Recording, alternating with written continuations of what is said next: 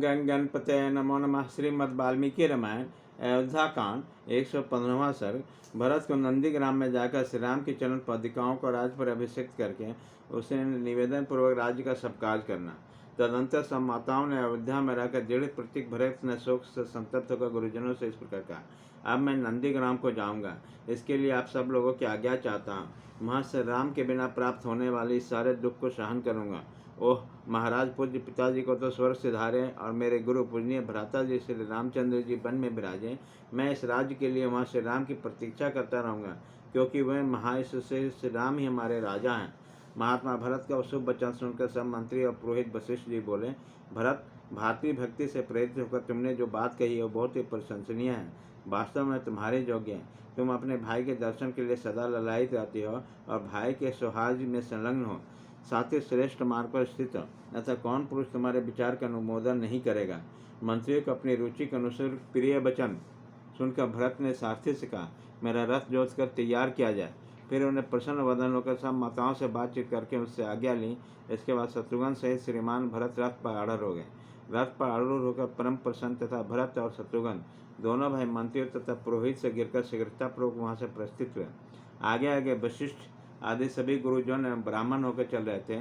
उन सभी लोगों ने अयोध्या से पूर्वाभिमुख होकर यात्रा की और उस मार्ग को पकड़ा जो नंदीग्राम की ओर जाता है। भरत के परिस्थिति होने पर हाथी, घोड़ों और रथों से भरी हुई सेना भी बिना बुलाए उनके पीछे पीछे चल दी। समस्त पूर्ववासी भी उनके साथ हो लिए। धर्मात्मा भातृवशर भरत अपने मस्तक पर भगवान श्री राम को चरण पादुका लिए रथ पर बैठकर बड़ी शीघ्रता से नंदीग्राम को चले।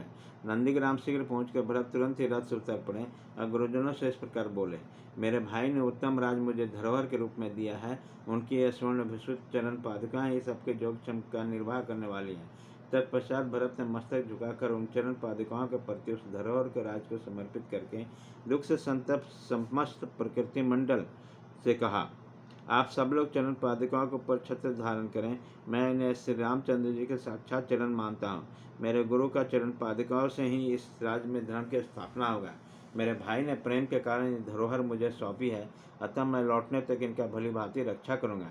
इसके बाद मैं स्वयं इन पादिकाओं को पुनः श्री रामचंद्र जी के चरणों में संयुक्त करके इन पादिकाओं को सुशोभित करके श्री राम के उन जुगल चरणों में दर्शन करूँगा। श्री राम जी को श्री रघुनाथ जी को आने पर उनसे मिलते हैं मैं अपने उन गुरुदेव को यह राज्य समर्पित करके उसके आज्ञा के अधीन होकर उन्हीं की सेवा में लग जाऊँगा।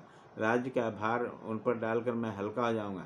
मेरे पास धरोहर में रखे हुए इस राज्य को, अयोध्या को तथा श्रेष्ठ पादिकाओं को श्री रघुनाथ जी के सेवा में समर्पित करके मैं सब प्रकार पाप ताप से मुक्त हो जाऊंगा। कुकुश कुलभूषण श्री राम के अयोध्या के राज पर अभिषेक हो जाने पर सब लोग हर्ष और आनंद से निमग्न हो गए। तब मुझे राज्य पाने की अपेक्षा चौगुनी प्रसन्नता और चौगुने यश की प्राप्ति होगी। इस प्रकार दीन भाव से विलाप करते हुए दुखमग्न महायशस्वी के साथ भरत मंत्रियों के साथ नंदीग्राम में रहकर राज्य का शासन करने लगे। सेना से प्रभावशाली धीरवीर भरत ने उस समय बलकल और जटा धारण करके मुनिवेश धारण होकर नंदी वेश में निवास किया।